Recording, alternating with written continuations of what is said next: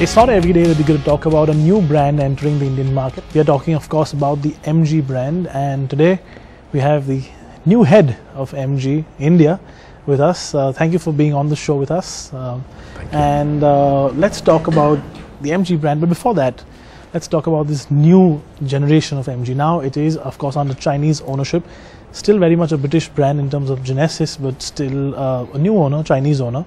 Tell me what prompted SAIC to choose MG as an entrant for India and not the other brands in their kitty? So as you know, Cyrus, that SAIC is the biggest Chinese manufacturer, and they rank 46th in Fortune 500 ranking.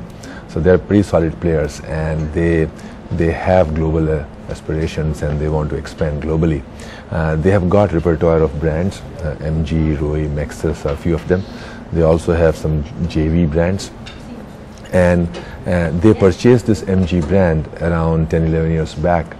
Before that, the ownership of MG was with BMW, as you know, and before that, LEYLAND.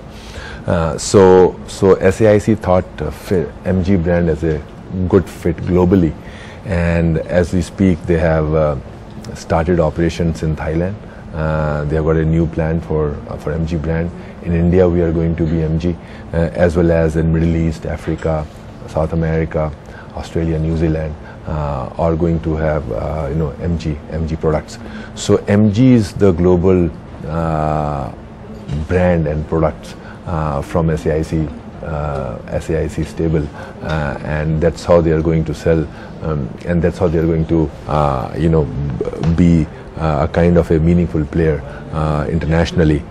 You may know that recently the announcement has been made that SAIC intends to sell 1 million vehicles globally in 4 or 5 years time frame, and India is going to play a very important role in the international plans.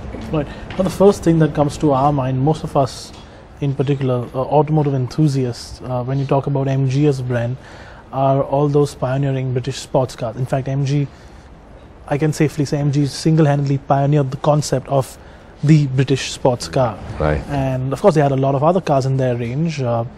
They did go through a slightly tumultuous time in the 70s with LEYLAND, as you mentioned, and BMC also. But that was the past. You're now looking into the future.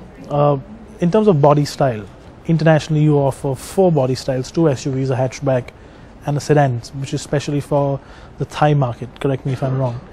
And what's the India plan though? What's the first thing that'll come to India? As you said rightly, about the legacy and about the heritage, like MG has got a great story, and in terms of sports car and cabriolets, they were one of its kind, and it was used by the royal family of London, Britain, and also the various prime ministers of Britain used this car, be it MG-A to start with or MG-B. MG became very popular, as you know, in TCs and GTs. So the sports dynamism or sports, that's the DNA of MG. So we may choose whatever platform of SAIC, but the DNA is going to be MG, and in terms of design cues, in terms of certain values, the brand values, MG is definitely going to be dominant in that. As far as our first product is concerned, we are launching an SUV, and expect those MG DNA in that product. What I can say at this point of time is that it will be I will try best of its kind in the segment, with good features, great price, and good value. More than that, probably I may not be able to say at this point of time, but let's stay tuned for more info on the product. So tell us more about, you said the first product will be an SUV, but the SUV market today is not as it was a few years ago. The segmentations, sub-segmentations, and then segmentations in those sub-segmentations. India, of course, famous for the sub-4 meter, sub-compact SUV segment, which is something that MG doesn't have globally as a vehicle.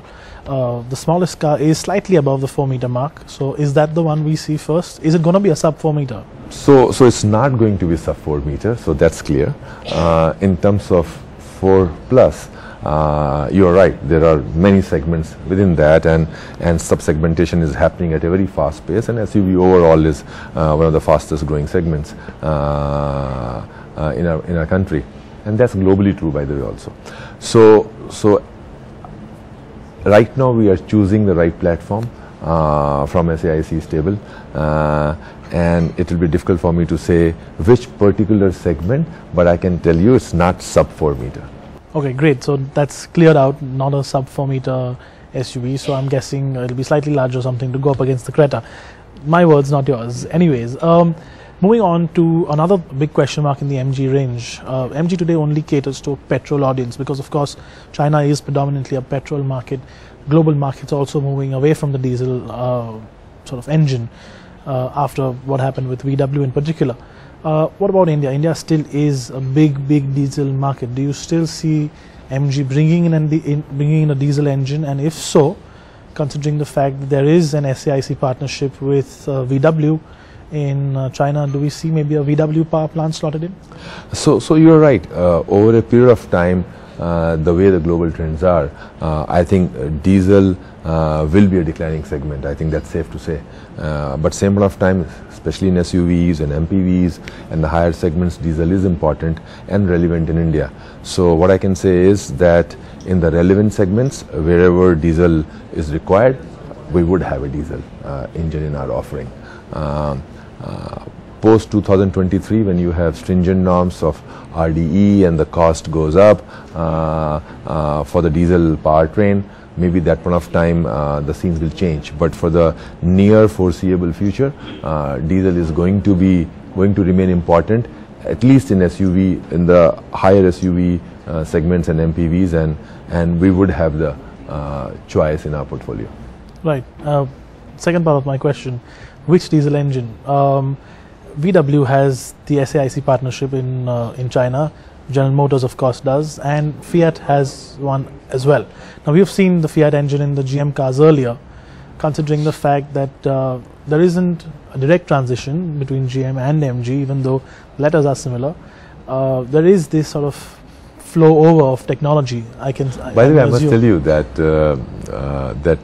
SAIC also has a diesel engine. It's a 2-liter diesel engine used in Maxus SUVs and Maxus vans, which Maxus is a commercial vehicle brand, and again it's a British brand which SAIC took over a few years back. So we have, SAIC has a diesel engine, but again there are partners and there are various other powertrains available, so we have to make a decision of what makes more sense for India, which helps us in achieving the right cost as well as the quality. So still we haven't taken a decision yet, but what I can tell you is and confirm that wherever diesel engine is required, we will have diesel engine in that segment. Right. Now, next year will be the launch of this first vehicle, the first SUV. That brings you perilously close to the BS6 deadline of 2020. It gives you about a year's breather. So do we see MG coming in directly with a big bang and BS6 ready to make it a sort of mission statement? So right now our engineering team is working with all the stakeholders to come out with the right solution, because it's not only making BS6 capable engine, but also making sure about the fuel availability in all the cities, the pricing situation, because this is going to be our first offering, so the price perception and acceptance also is very important. So it's a question of many factors which you need to take in mind. So we haven't taken a decision yet on that issue, but our engineering team is working on that as we speak.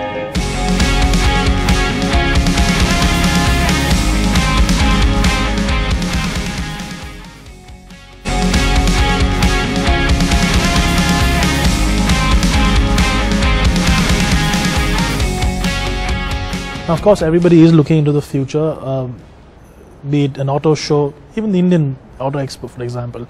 Everybody is looking into the future. The government is very strongly pushing the electric agenda. What about electric motors? Because SAIC has a big presence in the alternative propulsion, alternative powertrain industry in the segment. You have hybrids, plug-in hybrids, electric, full electrics, etc. Is there a plan for India in the near future, post 2020? So you are right. If I can say that SAIC is one of the global leaders in new energy vehicles area, be it plug-in hybrids or electric or fuel cell, and they are doing very well, as you know, in China, and also globally they are investing in huge in this technology, not only in NEVs but also on the connected car space. As far as India is concerned, what I can tell you at this point of time is that we definitely are going to be we intend to be one of the leading players in that area, but right now there are a lot of unknowns. So we are talking to all the stakeholders. The good news is that Government of India has made its intention very clear that that's the future.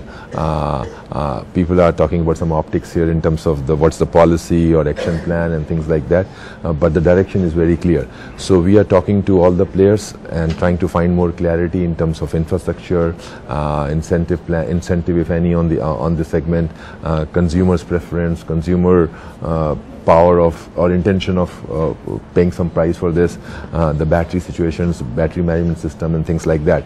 So what I can tell you right now is that we are pretty seriously doing our homework in this area, and we may surprise with our announcement in a few months.